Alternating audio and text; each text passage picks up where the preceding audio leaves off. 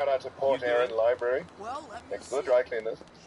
I imagine that place has a Wicker Man vibe to it.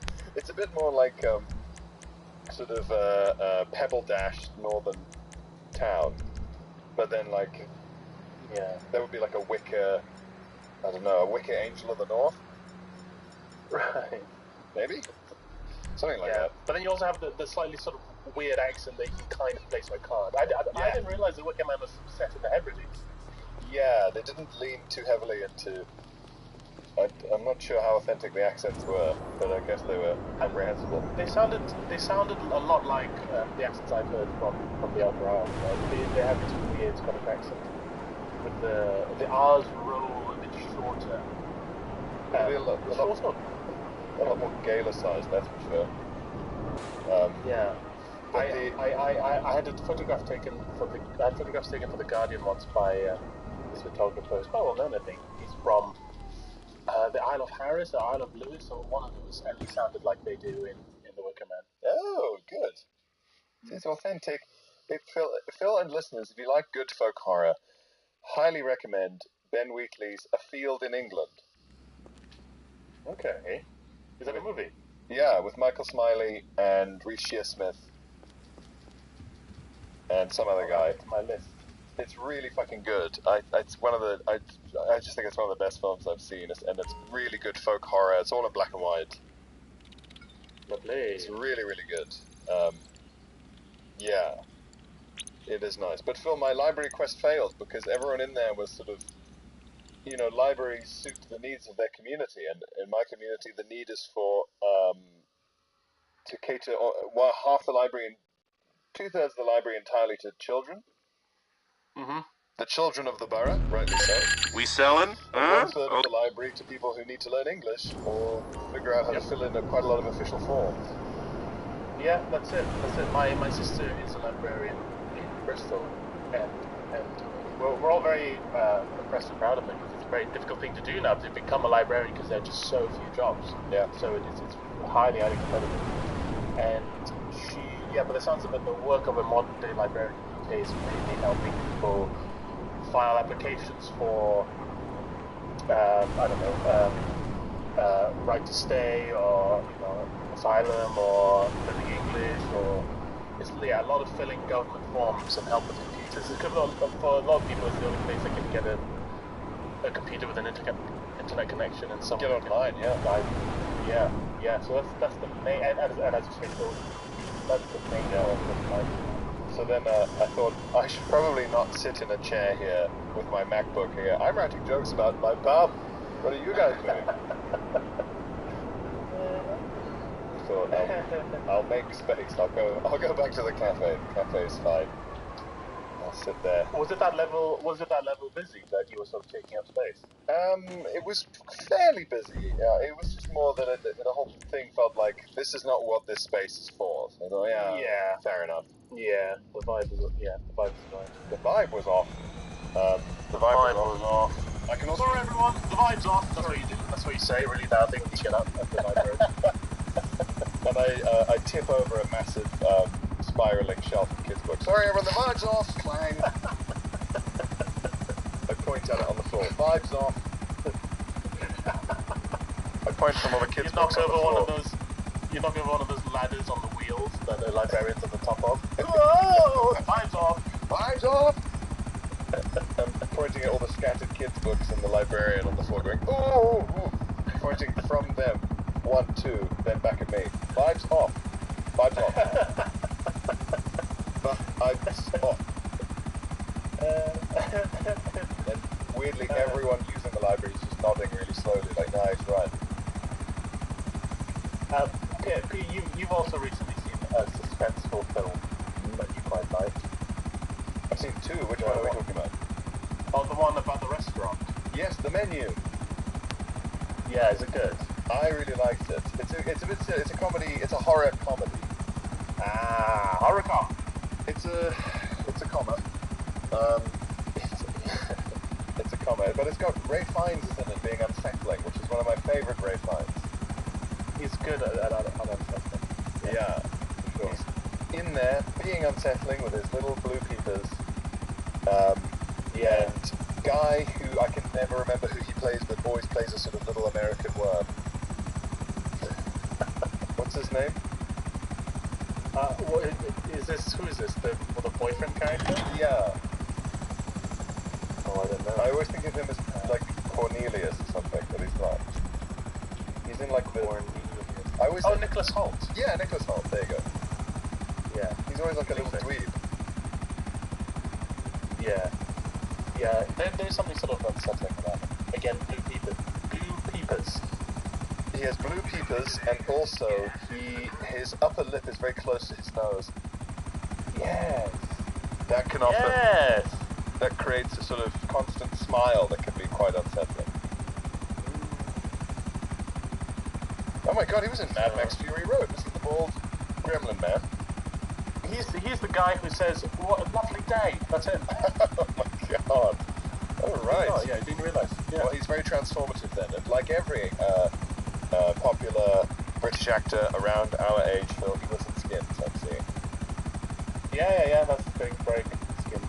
Never ever had any interest in watching Skins, I must be honest. I was just about to say, Skins was not made for you and me. No. There's a great bit that Stuart Lee made for, I think, an early Charlie Brooker's Screenwipe. Yeah. And Stuart Lee talks about Skins and compares it to the coming-of-age TV that he had when he was a young teenager, or a tween, or whatever. Yeah. And his TV show was about a girl who had to find herself in a post-nuclear apocalyptic England and had to find her way to survival. And he said he found that less alienating than Skins. Skins makes him feel more lonely than that show about the girl in the Comfort of the Wasteland. And I agree. Skins made me, as a sort of gawky, kind of awkward, not particularly cool, and not sexually active teenager, Skins made me feel worse. It made me feel more lonely and more weird and more unappealing. Oh, god, yeah. I mean, because it's basically just like, these 14-year-old dipshits are having some kind of weed jacuzzi fuck party. Why aren't you? Yeah. Yeah. And I've never understood the appeal of those like that. even in a show like that, when they have, by necessity, a few characters who are like outcasts, they're always like chiseled, handsome outcasts, or beautiful, take off her glasses outcasts. They're never just like slightly dumpy obsessives. And that was us, Dumpy Obsessives. Yeah, that's right. That was the name of our two-man band.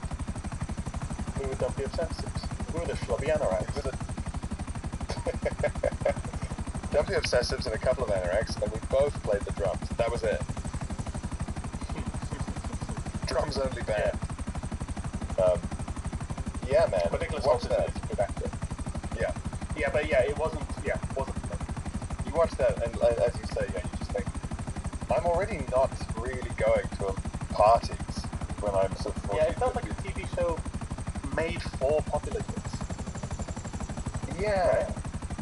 It was odd, because the popular kids were probably only watching it on catch-up when they got home from all the cool parties. Yeah, exactly. They weren't watching it live. And also, like... Well, speaking of... Yeah. Oh, yeah. Go on. Well, just as you say, like, it felt almost like CCTV footage of what you and I thought we were missing out on. Yeah, exactly. It seemed to be sort of confirming all my worst anxieties about my place in the social firmament of teenagers. Yeah. Well, speaking of shit shows, as it were, the Qatar World Cup, I'm transfixed by all the shitness of it. Yeah. Social media is alive with the sound of people in inadequate accommodation and confused administration. So funny. People living, it's like the accommodation looks like Fire Festival, but in the desert. Yeah. They're turning up at these thick plastic-lined tents, essentially, in the desert. It's like, apparently it's intolerable to be inside during the day. Yes, that makes sense. And they have a single fan to keep cool inside the tent. It's hilarious. It's you know what it is, Phil? It's what happens when you shame the host nation out of providing the cooling system it wanted to, which was a load of trafficked people from South Asia. Swatting enormous palm leaves. Yes, I saw a video of some Everton fan, some guy in an Everton shirt being like taken by some Qatari local to his sort of desert villa and being introduced to like his pet lion. Yeah, I saw this. Like this guy just chained up lion cub by his swimming pool, and this scouser's just like, oh my god, wow. He's so comfortable with it. Like if I was not that close to a lion, the lion's like play biting him and stuff. Like this guy's got balls. Oh, I thought, yeah, I was watching it going, uh-oh, because eventually he's confident because I don't think he fully understands what that lion, even at a young age, could do if it wanted to. Right, yeah. So I was just like, oh, yeah. He thinks it's like a big fun dog. It's not. Yeah. Its paws are already the size of this guy's face. Exactly. It's like getting just old enough that it's starting to look quite dangerous. Yeah. Very common from what I read and hear of the ultra wealthy in the Middle East seem to do a lot of dodgy exotic animal imports from Africa. Mm-hmm. Yep. So it's an important part of football. It's a big part of the beautiful game. They should bring on the lions, all the locally kept lions on at halftime and have like an actual sort of gladiator style fight.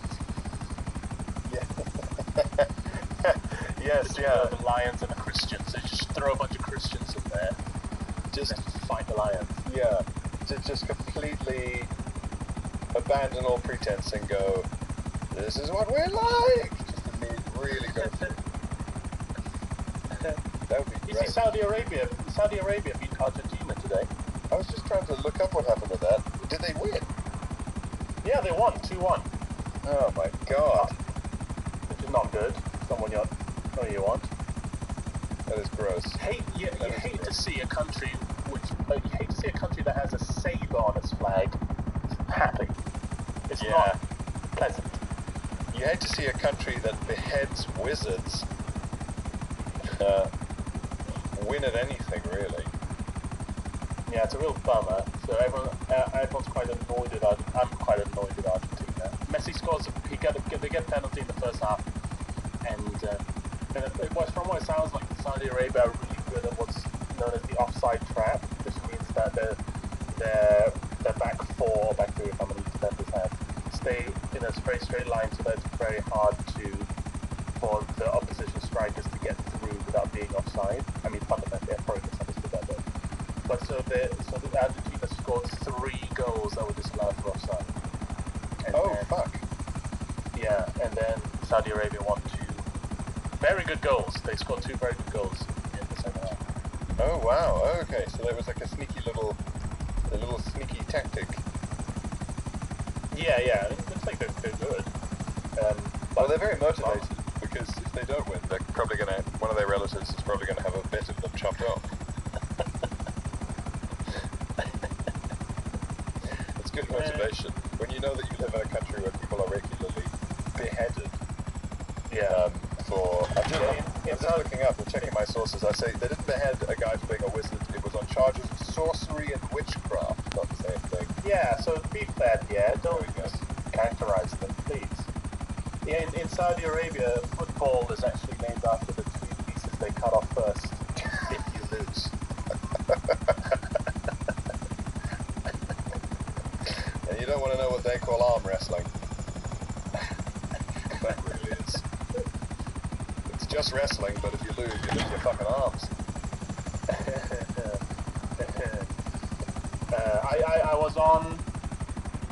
I was on the last leg, Pierre. Speaking of feet, I was on the last leg on Friday on Channel 4. It was a lot of fun. Posted a couple of clips. I wrote a bunch of jokes about the Qatar World Cup. I didn't manage to say them all. May I read out the ones I wasn't able to do? Please. Okay. I mean, okay. You might be able to tell why I didn't tell a couple of these. Okay. Okay. Qatar started building the infrastructure for this World Cup in 2010. They're actually making a movie about it. 12 years, 1 million slaves.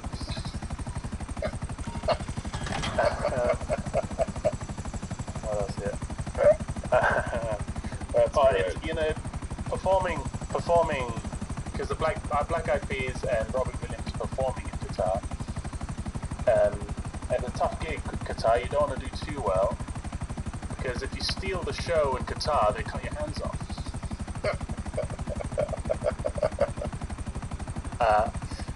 I thought I had.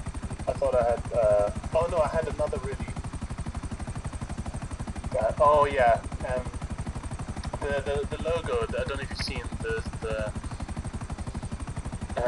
Mascot. The mascot. Yeah, the mascot for the Qatar World Cup looks like a ghost, which makes sense. It makes sense that Qatar is a very haunted place. It is, after all, built on an Indian burial ground. Oh, perfect. Very good. But you can understand why I didn't do that joke on the last leg, which is overall quite upbeat. Yeah, they like to do a big smile and to do a very sincere appeal. Yes. Whereas you're channeling more some classic dark, cynical vibes there, which I think are more effective overall. I mean, the Indian Battleground joke is really an homage to a Frankie Boyle joke about America, where he said America seems cursed while it is built on an Indian burial ground. Yes, indeed. A classic Boyle joke. Yeah, I mean, it's odd, isn't it? Because there's some people have been saying, oh, you're being meaner to Qatar than Russia, and it's like, well, yeah, we were nice to Russia about the World Cup because we thought it would bring them into the fold. Well, look how well that's fucking turned out. Yeah. Yeah, the apologists for Qatar are embarrassing. They're the kind of things people are saying, like, oh, you judge Qatar for the migrant workers. Don't you know that we had slaves 200 years ago?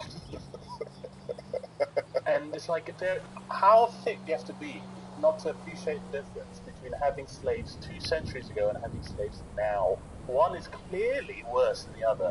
Yeah. This whataboutery is pathetic, and I don't understand what people are trying to achieve. Well, the main thing some of them are trying to achieve is that their entire personality and belief system is structured crucially around the idea that the West is always wrong and worse than everywhere else.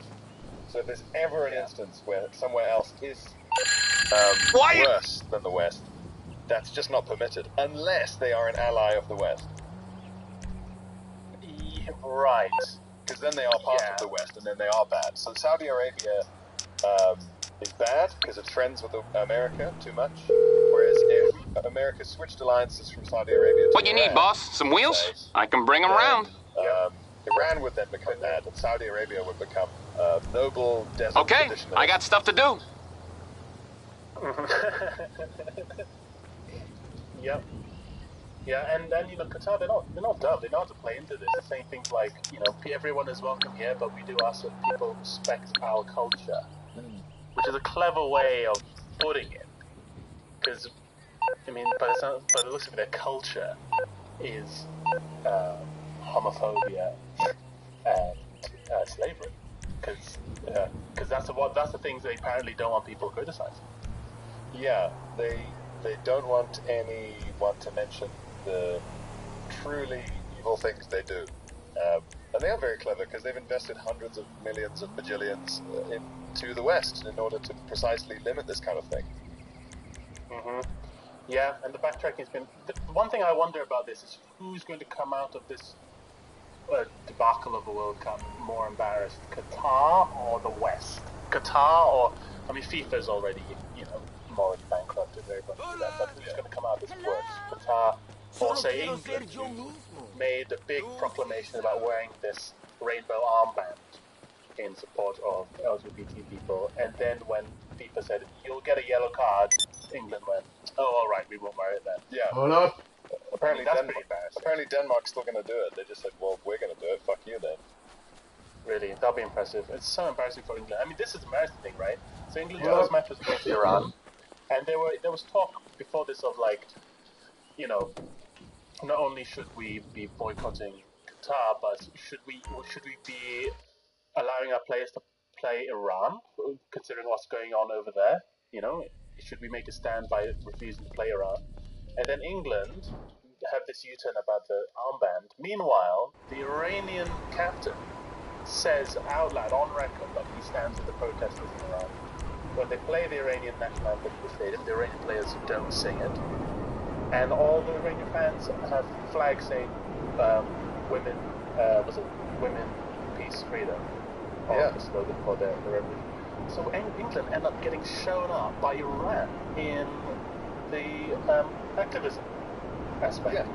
It's Iran show more of a moral backbone than England. It was very, very embarrassing. It's deeply embarrassing, and I think the only people who should be more embarrassed than the England football team and the English football in that sense are the people who, when old Joe Lycett did his good old stunt with Beckham. Yeah, which I wanted to say on the record, I knew it was fake money. I texted this to our WhatsApp group here. Yeah, I said I'm locking this in. It's fake money. He's going to reveal he actually did donate it. And Wang was right. I'm impossible to trick, Pierre. I'm impossible to trick.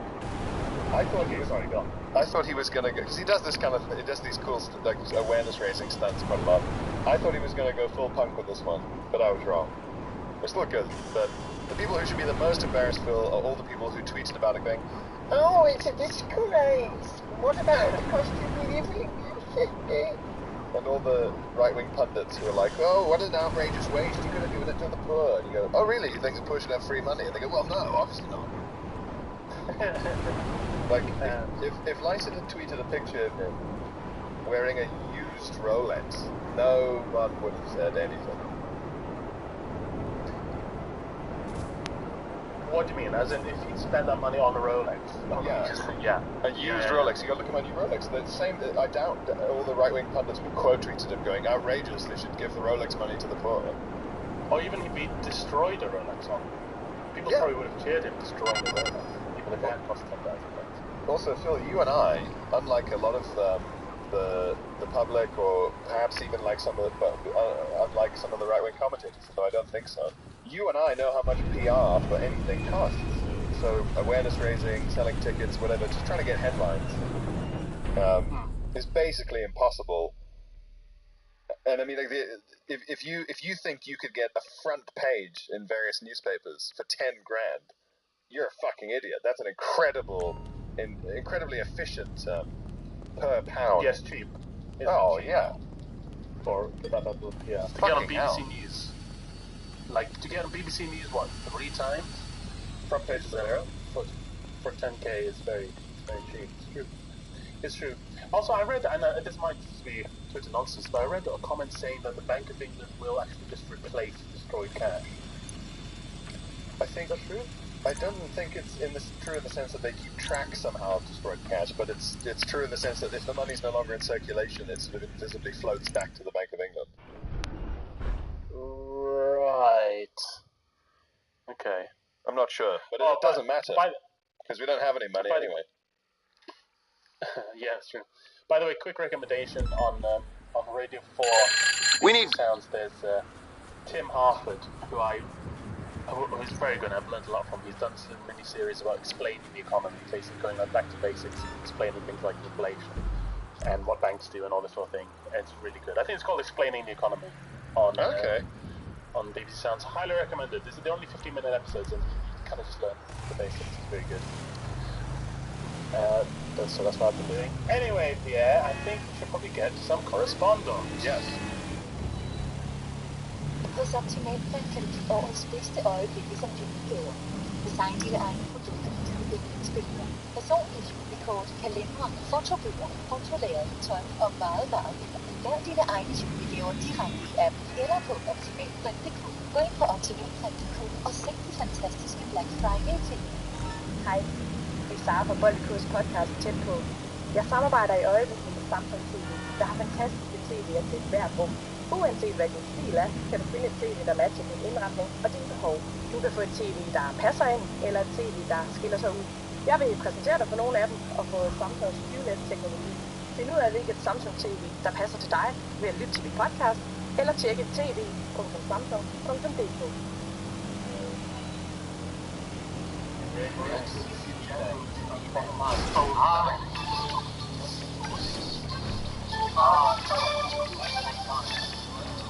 Correspondence. I need to find the right folder. Yeah, I thought Lycett played it very well. I mean, if you want to raise awareness of all this stuff, and you know what? To be fair, I also I hadn't quite. His demands were pretty thin. All he wanted was like a statement. He didn't want him to give away all the money. I thought you wanted Beckham to renounce the deal completely. I thought you wanted him not to do it. Well, obviously that's what he wants. But on the Rich and Harry podcast, Lycett was saying, well, even him just admitting, oh yes, Qatar's not good for gay people would be something. But he said literally nothing. Right.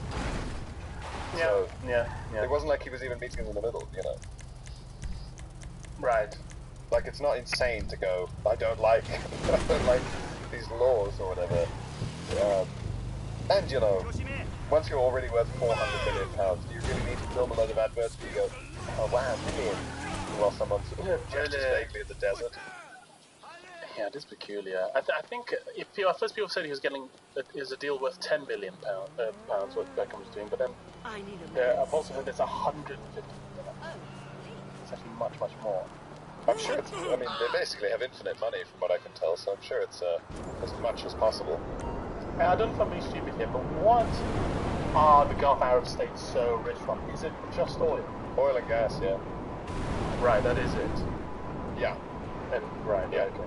Pre-oil and gas discoveries, they were mostly famous, I think, for pearls.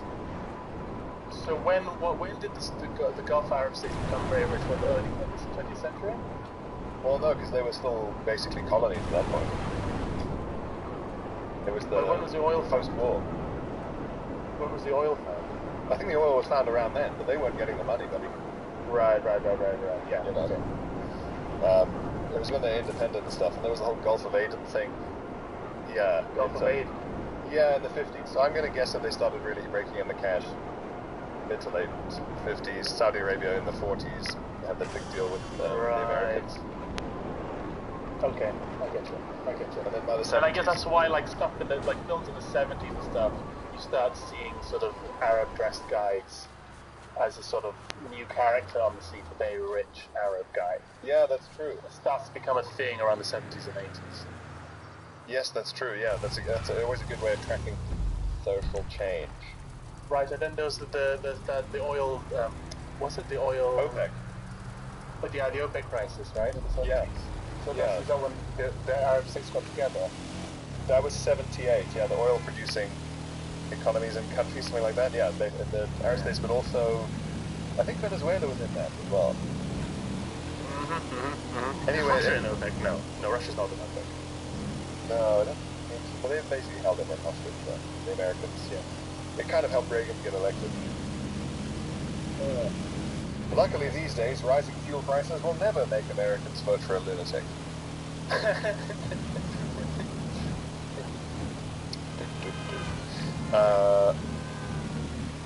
Andrew gets in touch. Andrew, what's the plan, Drew? What's the plan, Drew? Dear Pierre and Phil, apparently I meant to do something with your names here, but I haven't quite figured out what. Fair enough. No, it's nice to reset them every time, get up to basics. Today I listened to the email from your correspondent to BudPod number 137. Oh yeah? Yeah. Where they said they felt compelled to binge BudPod from the start in order not to miss any geek jokes. I, alas, feel no such Doctors do not recommend. What? Doctors do not recommend. Doctors do not That's our recommend. catchphrase. Yeah. I, alas, feel no such compulsion / have been cheating on you with other podcasts. Look, this is an open relationship. Don't worry about it. And he says, as long as you never meet each other, it's fine. That's funny. Probably true. But, I mean, we probably have. But yeah, depending on the podcast, yeah, that's true. Yeah. But we don't want to know their names.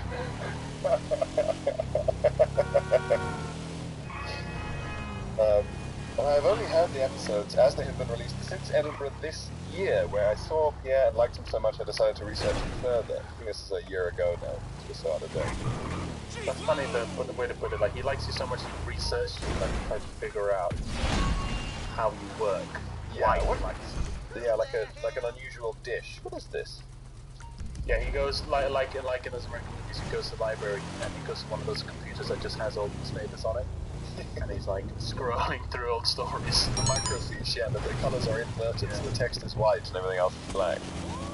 Yeah, that's it. Find old stories with you. Yeah. God. I'm just young comedian, chortle student final list or whatever. Yeah. New comedian does well in middle spot. Yeah. It's like, God, it's just like a younger person just doing quite well at the gig. Yeah. But because it's all fake for a movie, they had to sort of smush my face onto just like someone else's head. I always like it in films when they do that, but it just somehow fails to get pictures of the actor as a younger person. Oh, do you know what I saw yesterday? It was just the opening bit of it. It's a documentary about Hong Kong and the various uprisings and protests. And for the first time I've ever seen a documentary this time, they're hiding the identity of the people speaking with AI deepfakes. No. They're not blurring the faces. Yeah, they're deepfaking the faces. They're just changing the faces. Oh, wow. Yeah, pretty cool. That's amazing and spooky. Yeah.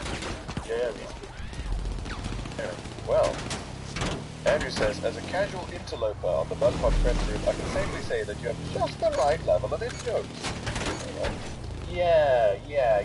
There's always a danger in in-jokes that the podcast just becomes incomprehensible after a second. Yes. Yeah. He says they are there. We don't have, I at least, don't have the memory to remember more than 3 in-jokes. It's true, they do fade. Yeah.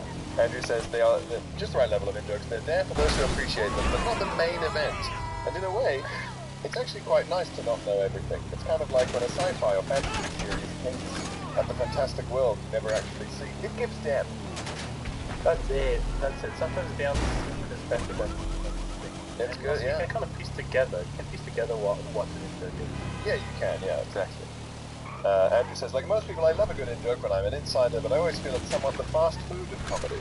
Irresistible in the moment, but you know it's not really as nutritious as the healthy diet of original material. That's very good, yes, that's exactly it. That's Really good. I feel the same way about callbacks. Yeah. Callbacks are the fast food of stand-up as well. Yeah, they you feel said that good, last but they're nutritionally empty. That's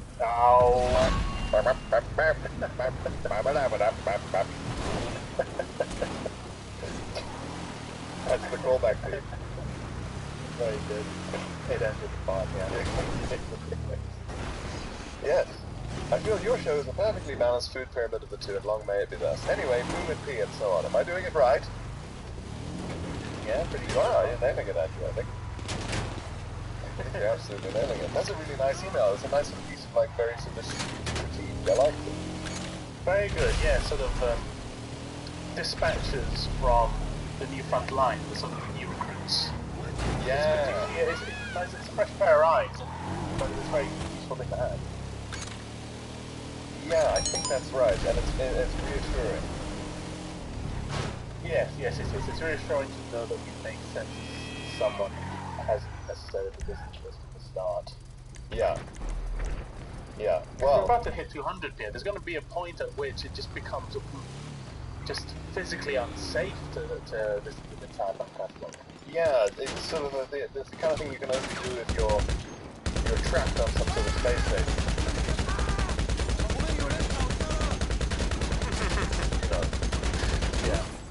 Yeah, you need to be Matt Damon in the Martian movie. Yeah. he has the time to catch up while he's desperately planting potatoes in the frozen earth. In his shit, isn't it? Planting potatoes in his shit. In everyone's shit. Everyone's shit. It's good to see We have an email from Maz. Maz! And all that jazz. Nice. Nice. She says, derrière fier. Nice. She says, I don't know, I thought about it for too long. Just kidding. Fier is a combination of our two words. Yeah. Derrière, it's good stuff. Oh, I get it. Yeah, I get it. That's good. Maya says, I've been binging your excellent podcast positions. Do not recommend.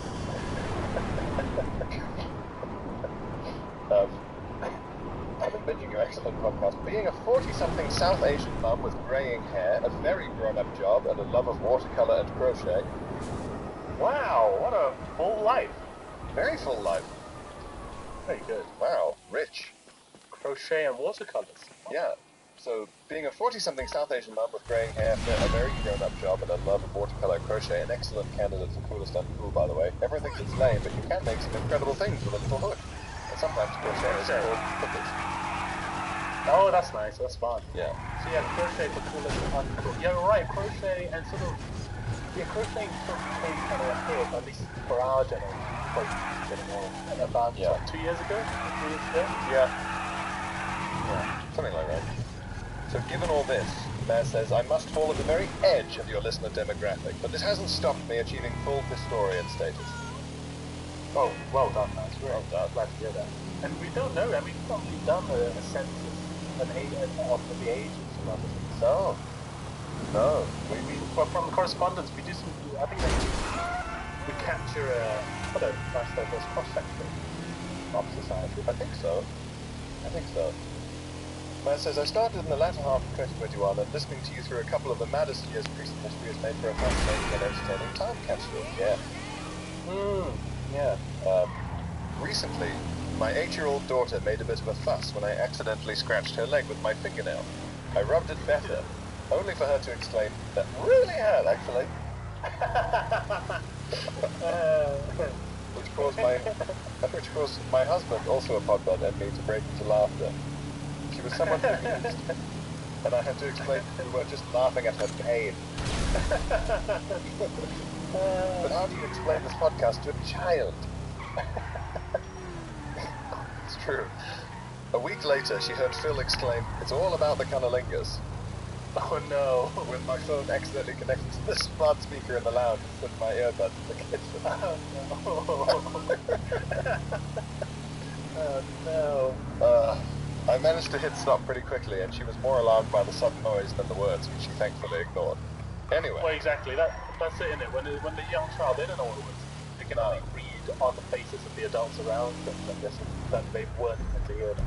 Yeah, as much as I would love an 8-year-old to start saying phrases like it's all about the cunnilingus. Would be like real confidence.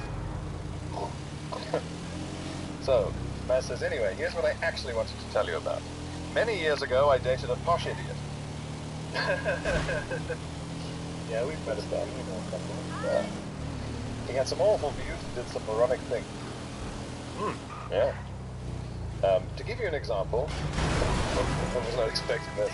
To give you an example, he once injected his testicles with saline. What? Because he'd heard it makes them swell up and become comically large for a few hours. What? No. I was like, well, I was generally thinking, what posh thing is this guy done? Is he gone fox hunting or said something about immigrants? But he's injected his balls with saline. Oh, no. It would be very funny for a very posh person to, excuse me, do you have any saline for my balls? Like after a dinner. Hell, that's mad. I mean, that's fucking Marilyn Manson shit to do. Yeah. Maz says, I was spared having to witness this, so I can't confirm how successful the experiment was, but he told me it was great fun. No. You got Jolly away good with fun, that. having massive knackers. And pickled sperm. I don't know if, surely the injection is into the bag, not the nut. Oh, fuck! I hate this. Yeah, I don't like it. None of my friends liked him, and if you asked him what he did for a living, he'd say he was in property. He was an estate agent. Boy. Yeah. You are probably wondering what I saw in him. Yes. Saline. So, the next word. You just love in salt. You're probably wondering what I saw in him. Well, he was incredibly good looking and lived chiefly in a flat his parents owned just off Oxford Street. Yeah, love is a complex thing. He didn't actually need to work, but his mum made him. Yeah. I lived a fair way out of London then, so it was like having a hotel to stumble back to after every night out. That is handy. That is handy. Yeah, no, I completely understand. She says, we were watching a film one Sunday morning and he paused it to go to the loo. He was gone for so long, I started reading a book.